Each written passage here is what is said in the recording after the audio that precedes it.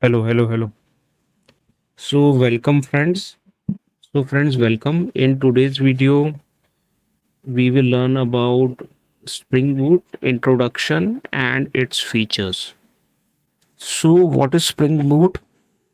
It is a rapid development framework built on top of the conventional Spring framework that we have learned.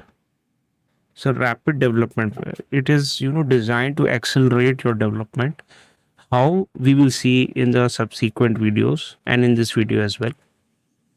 So it has a feature of automatically configuring your app based on dependencies. Okay, and it provides in built server like Tomcat or Jetty.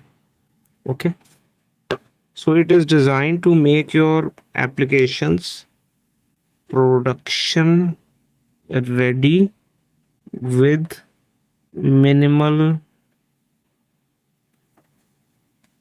Okay, so why these, there are many things that Spring Boot does automatically, but anyways, you could have done these things manually in Spring. So why use Spring Boot? Because it reduces manual configuration.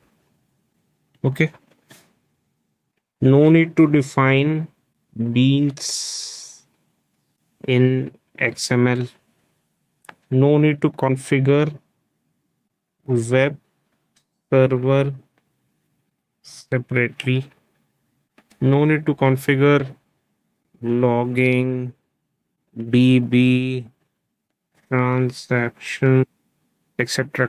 separately. It will configure many things for you based on your requirement. Everything is generally auto configured, but you can, things are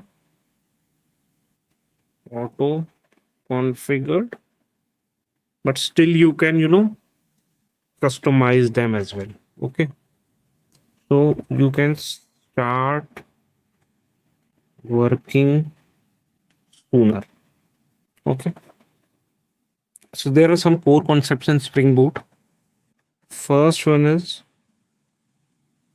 auto.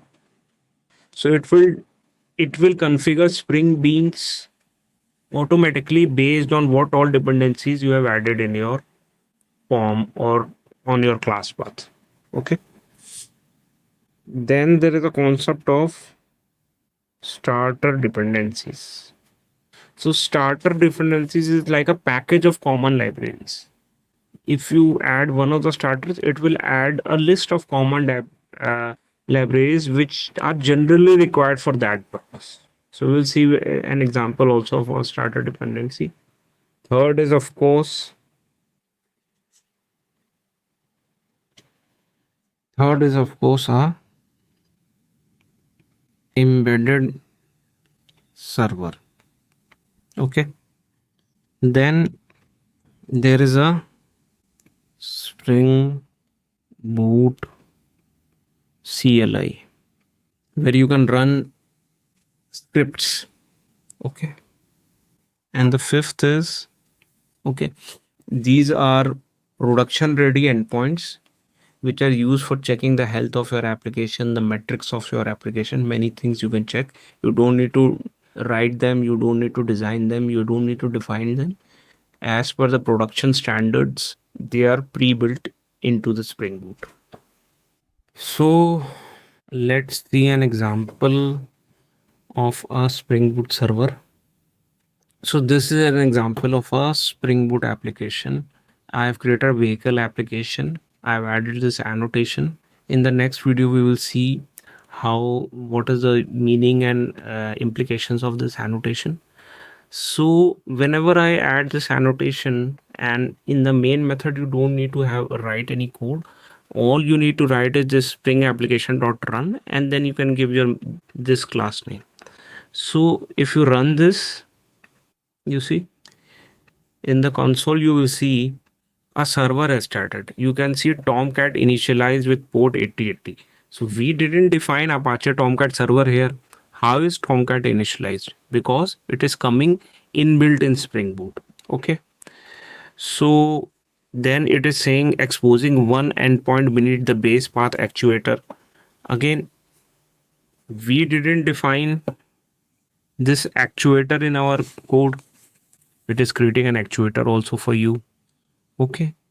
And then it is initializing dispatcher servlet. What is dispatcher servlet? Why is it used? We'll see. But it is initializing some things which we have not even defined. Okay. So based on these things, we can see that it is pretty easy and handy tool to build a web application. All you have created is a main method, one class and one main method. Okay. And you are able to start a server because you are using Spring Boot. Okay. So in the POM, if you will see here, we have added in the parent section, we have added Spring Boot parent. So it becomes a child of the Spring Boot framework. Okay. So based on that, and we have also added this dependency Spring Boot starter. Based on these two dependencies, with just one main method, you are able to start a web server. Okay. And it's a production ready web server because it has actuators, it has logging, all this what you are saying info level log, it is creating logging as well for you. So it is pre-configuring many things which you can customize as well, but it is pre-configuring these things for you. So this is how handy it is to build a web application, or you can also build CLI command line applications, but generally it's how handy it is to build a web application using Spring Boot. Okay. So we will learn about meaning of these annotations as well in the next video. So keep learning.